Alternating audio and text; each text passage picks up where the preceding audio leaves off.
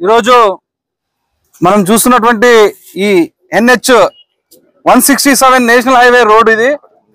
ఈ రోడ్ వచ్చేసి 7.3 కిలోమీటర్స్ పొడవుతో 100 మీటర్ల వెడల్పుతో ఈ యొక్క 10 మీటర్ల వెడల్పుతో ఈ యొక్క రోడ్డును కేంద్ర ప్రభుత్వం 2018 ఆ సమయంలో రోడ్డు వేయడానికి ప్రారంభించడం జరిగింది.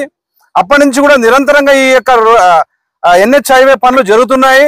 ఈ యొక్క నిర్మాణానికి 242 కోట్ల రూపాయలను కేంద్ర ప్రభుత్వం వెచ్చించింది.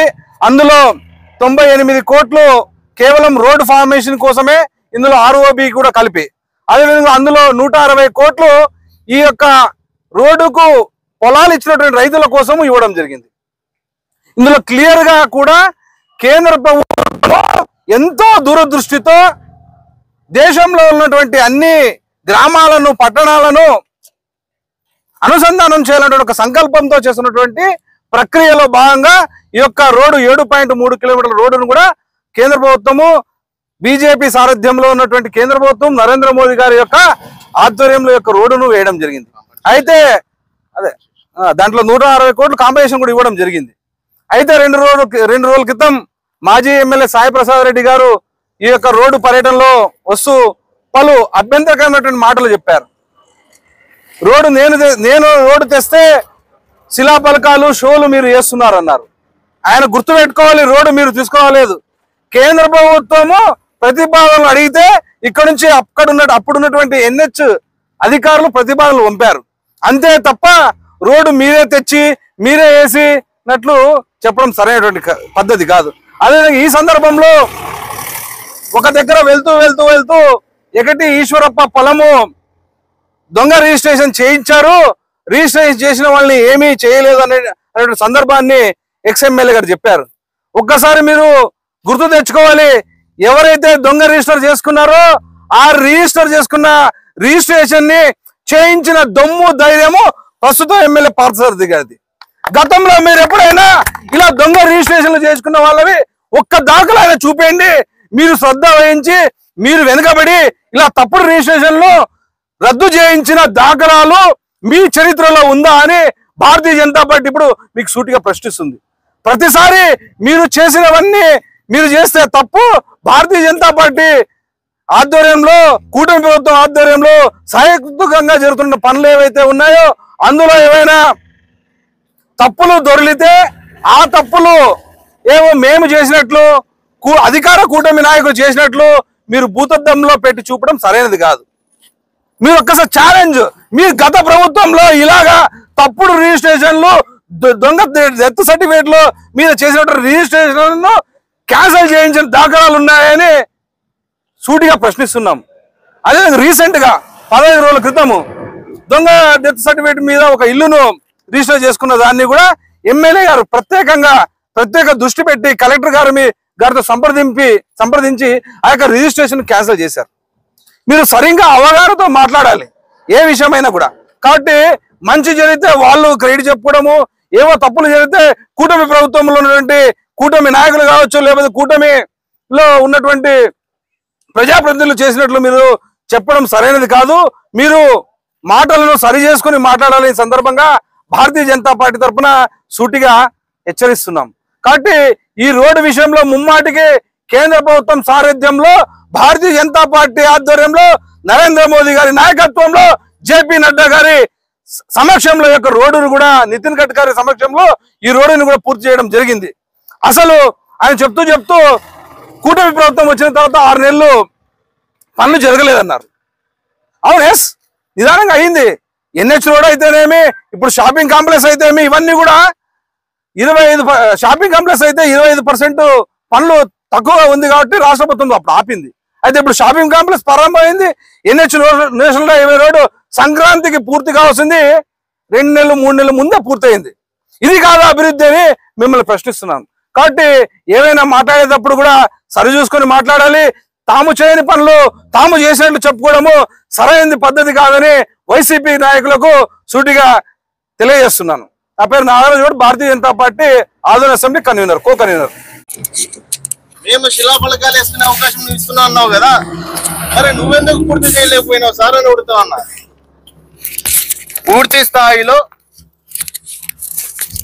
కూటమి ప్రభుత్వం పైన, భారతీయ జనతా పార్టీ పైన, ఆదోని గౌరవ శాసనసభ్యులు డాక్టర్ పార్థసారథి గారి పైన బురద చల్లేటువంటి ప్రయత్నం మినహాయించి చేసేటువంటి అభివృద్ధిని చూసి ఓర్చుకోలేక నేనే రామ్జల బాగు చేసినాను, నేనే ఉర్దూ కాలేజ్ కట్టించేసినాను, నేనే డిగ్రీ కాలేజ్ కట్టించేసినాను, మరి ఎవరి హయాంలో శిలాఫలకం వేసినారు డిగ్రీ కాలేజ్ నీకు తెలియదా అని అడుగుతా ఉన్నా. డిగ్రీ కాలేజ్కి ఈ రోజు వరకు నువ్వు సొంత భవనం ఎందుకు కట్టలేకపోతున్నావు అని అడుగుతా ఉన్నా. ప్రజలకు కనీస మౌలిక సదుపాయాలు ఎందుకు చేర్చలేకపోయినావు అని అడుగుతా ఉన్నా. మీరు ఎమ్మెల్యేగా ఉన్నప్పుడు మీకు కనీసము ఆదోనిలో మెయిన్ రోడ్ లో ఉండే గుంతలు పూడ్చేదానికి చేతగాని మీరు, ఆదోని స్లమ్ ఏరియాల్లో పేద ప్రజలకు కనీసం చిన్న గల్లీలో రోడ్డు వేయడానికి చేతగాని మీరు ఇంత పెద్ద బైపాస్ వేస్తారా అని అడుగుతా ఉన్నా. ఎట్లా సాధ్యమవుతుంది అని అడుగుతా ఉన్నా. ఇది పూర్తిగా బీజేపీ కేంద్ర ప్రభుత్వం చలువ కారణంగా, నరేంద్ర మోదీ గారి దూరదృష్టి కారణంగా, నితిన్ గడ్కరీ గారి చలువ కారణంగా, ఆదోని ప్రజల మీద ఉండేటువంటి కేంద్ర ప్రభుత్వ ప్రేమ కారణంగా వచ్చినటువంటి బైపాస్ అని భారతీయ జనతా పార్టీ వైపు నుంచి మేము గట్టిగా చెప్పేదానికి ఎటువంటి నిస్సందేహం లేకుండా చెప్పగలము అని తెలియజేస్తూ, అవకాశం ఇచ్చినటువంటి మీడియా మిత్రులందరికీ ధన్యవాదాలు తెలియజేస్తూ ముగిస్తా ఉన్నాను. భారత్ మాతా కీ అన్న, ఎక్కడైనా సరే 70 నుంచి 80% నిధులు కేంద్ర ప్రభుత్వం ఇస్తుంది, అవకాశాన్ని కల్పిస్తుంది. ఆ జిల్లాలో అభివృద్ధి చేసుకోండి అని నిధులు ఎక్స్ట్రా కేటాయిస్తుంది. ఆ విషయంలో నేను చెప్పిన అంటే అప్పటి ఉన్నటువంటి ప్రధాన ప్రతిపక్ష పార్టీలు ఎక్కడా కూడా కేంద్ర ప్రభుత్వం నిధులు కాదు, ఓన్లీ అంటే రాష్ట్ర ప్రభుత్వం నిధులతోనే అభివృద్ధి చేయడం కోసమే చేస్తున్నారని చెప్పారు. మరి ఇది అవాస్తవం అంటారా? ఎవరు చెప్పలేదన్న, భారతీయ జనతా పార్టీ చెప్పలేదు. భారతీయ జనతా పార్టీ మేము అప్పట్లో ప్రతిపక్షంలో ఉన్నప్పుడు, భారతీయ జనతా పార్టీ మేము అధికారంలో లేనప్పుడు, సాయి ప్రసాద్ రెడ్డి గారు ఎమ్మెల్యేగా ఉన్నప్పుడు మేము స్పష్టంగా చెప్పినాం, రాష్ట్రంలో ఇన్ని మెడికల్ కాలేజీలకు నిధులను తీసుకొచ్చింది భారతీయ జనతా పార్టీ, కేంద్ర ప్రభుత్వము. ఇన్ని మెడికల్ కాలేజీలు శాంక్షన్ చేసింది కేంద్ర ప్రభుత్వము. దానికి కొంత నిధులను రాష్ట్ర ప్రభుత్వం జత చేసి పేద మెడికల్ విద్యార్థులకు సహాయంగా, చేయూతగా ఉండాలని కేంద్ర ప్రభుత్వము ఆలోచన చేసి శాంక్షన్ చేసింది అని చెప్పి. Aduru Vijayakrishna, market yard vice chairman. విచారం లేకుండా కోటి సంతకాల సేకరణ చేసినారు, మీరెందుకు పూర్తి చేయలేకపోయినారు అని అడుగుతా ఉన్నాం. మేము శిలాఫలకాలు వేసుకునే అవకాశం నువ్వు ఇస్తున్నా అన్నావు కదా, మరి నువ్వెందుకు పూర్తి చేయలేకపోయినావు సార్ అని అడుగుతా ఉన్నా. పూర్తి స్థాయిలో కూటమి ప్రభుత్వం పైన, భారతీయ జనతా పార్టీ పైన, ఆదోని గౌరవ శాసనసభ్యులు డాక్టర్ పార్థసారథి గారి పైన బురద చల్లేటువంటి ప్రయత్నం మినహాయించి చేసేటువంటి అభివృద్ధిని చూసి ఓర్చుకోలేక నేనే రామ్జల బాగు చేసినాను, నేనే ఉర్దూ కాలేజ్ కట్టించేసినాను, నేనే డిగ్రీ కాలేజ్ కట్టించేసినాను, మరి ఎవరి హయాంలో శిలాఫలకం వేసినారు డిగ్రీ కాలేజ్ నీకు తెలియదా అని అడుగుతా ఉన్నా. డిగ్రీ కాలేజ్కి ఈ రోజు వరకు నువ్వు సొంత భవనం ఎందుకు కట్టలేకపోతున్నావు అని అడుగుతా ఉన్నా. ప్రజలకు కనీస మౌలిక సదుపాయాలు ఎందుకు చేర్చలేకపోయినావు అని అడుగుతా ఉన్నా. మీరు ఎమ్మెల్యేగా ఉన్నప్పుడు మీకు కనీసము ఆదోనిలో మెయిన్ రోడ్ లో ఉండే గుంతలు పూడ్చేదానికి చేతగాని మీరు, ఆదోని స్లమ్ ఏరియాల్లో పేద ప్రజలకు కనీసం చిన్న గల్లీలో రోడ్డు వేయడానికి చేతగాని మీరు ఇంత పెద్ద బైపాస్ వేస్తారా అని అడుగుతా ఉన్నా.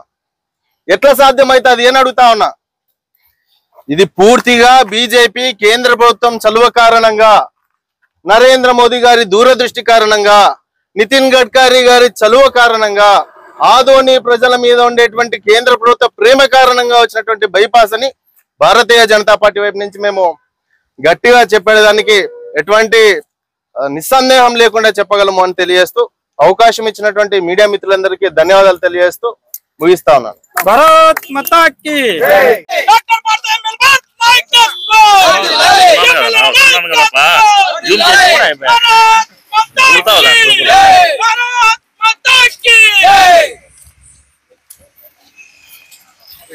అదేంటన్నా